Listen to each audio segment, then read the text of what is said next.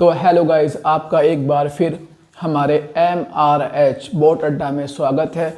तो आज हम बात करने वाले हैं, बहुत बच्चे ये कह रहे थे सर आप क्लास 10th और 12th की वीडियोस अपलोड कर देते हैं मेन टॉपिक पर, कभी क्लास 9th की भी मैथ्स की टॉपिक लेके आइए।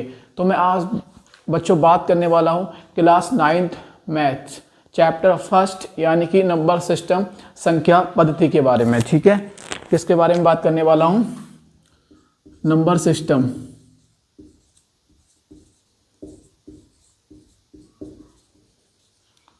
नंबर सिस्टम यानी कि संख्या पद्धति के बारे में बात करने वाले हैं। अगर हम बात करें नंबर सिस्टम यानी कि संख्या पद्धति, संख्या पद्धति एक्चुअली में होता क्या है, यानी कि संख्याओं का क्रम हमारा संख्या पद्धति कहलाता है। अब बात ये आती है, आगे पूछ लेता है कभी एग्जामिनर, संख्याओं के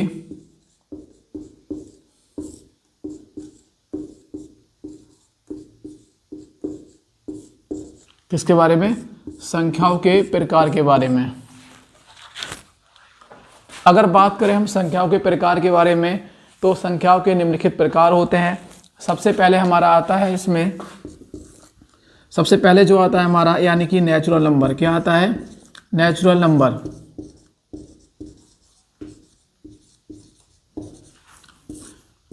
गाइस अगर नेचुरल नंबर को हम हिंदी में बात बोले तो आता है प्राकृतिक संख्या। क्या बोलते हैं हम इसको? प्राकृतिक संख्या। प्राकृतिक संख्या। अब ये होता क्या है? नेचुरल नंबर यानी कि प्राकृतिक संख्या होता क्या है?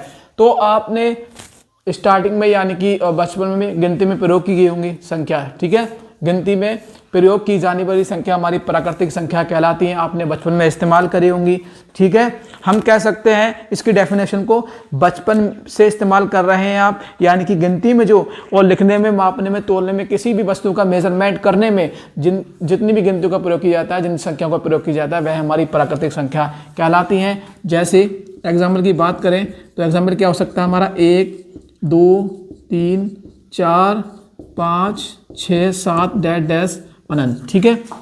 इस तरीके से हमारी संख्याएं हो सकती हैं। अब हम दूसरी संख्या की बात करें तो दूसरी संख्या आता है हमारी, क्या आती है गाइस? यानी कि होल नंबर। क्या आता है? Whole number. अगर होल नंबर को हम हिंदी में कहें तो इसको बोलते हैं हम पूर्ण संख्या। क्या बोलते हैं? पूर्ण संख्या। अगर हम पूर्ण संख्या की डेफिनेशन की बात करें तो यदि प्राकृतिक संख्या में 0 को सम्मिलित कर दिया जाए, यदि प्राकृतिक संख्या में 0 को सम्मिलित कर दिया जाए तो वह हमारी पूर्ण संख्या कहलाती है। वह हमारी पूर्ण संख्या कहलाती है डैश अनंत, ठीक है। वह हमारी पूर्ण संख्या कहलाती है। इसकी डेफिनेशन कंप्लीट हुई। अब तीसरा नंबर आता है हमारा पूर्ण संख्या के बाद में इंटीजर्स। क्या आता है गाइस? इंटीजर्स, ठीक है।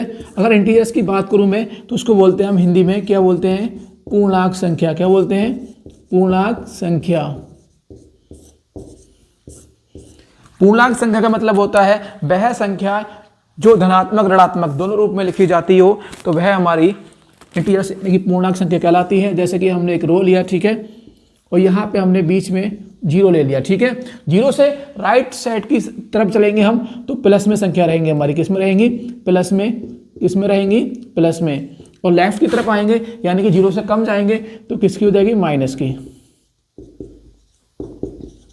इस तरीके से हमारा पूर्णांक यानी कि इंटीजर्स संख्याओं का एग्जाम्पल हो सकता है। आई होप इतना आपको समझ में आया होगा। मैं इसको मिटा देता हूँ, आगे बात करता हूँ।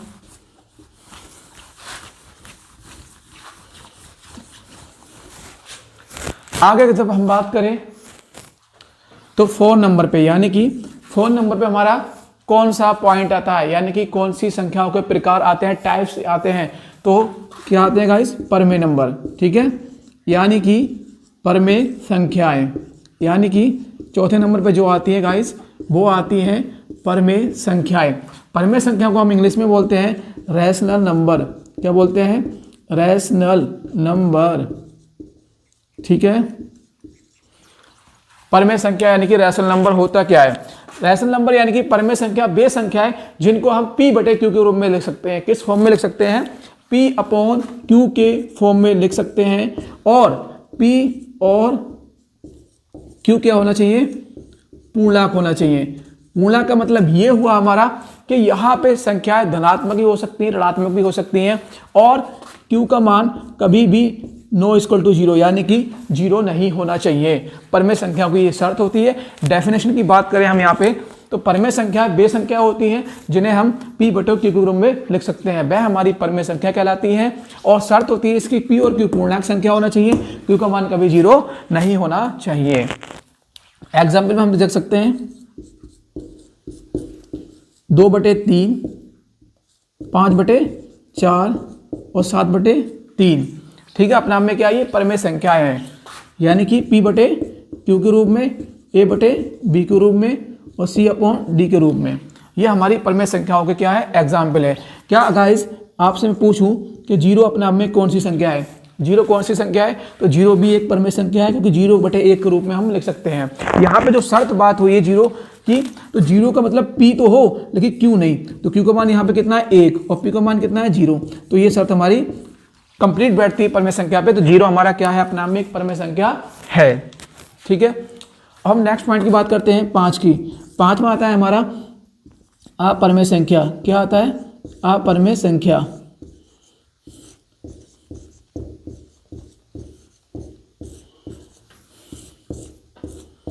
अपरमेय संख्या की बात करें, इसको इंग्लिश में बोलते हैं हम इर्रेशनल नंबर। क्या बोलते हैं? Irrational number.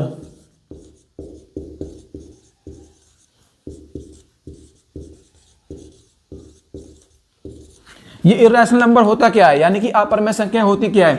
इसकी डेफिनेशन की बात करें तो वे संख्याएं जिन्हें हम p बटे q के रूप में नहीं लिख सकते वह हमारी अपरमेय संख्या कहलाती हैं। अगर इसके एग्जाम्पल की बात करें, किसके एग्जाम्पल की बात करें तो √2 हो सकता है, √3 हो सकता है। ठीक है, अपने आप में क्या है? ये अपरमेय संख्याएं हैं। √2, √3, √7। ठीक है, अगर मैं बात करूं यहाँ पे गाइस, यहाँ पे बात करूं √4 अपने आप में कौन सी संख्या है?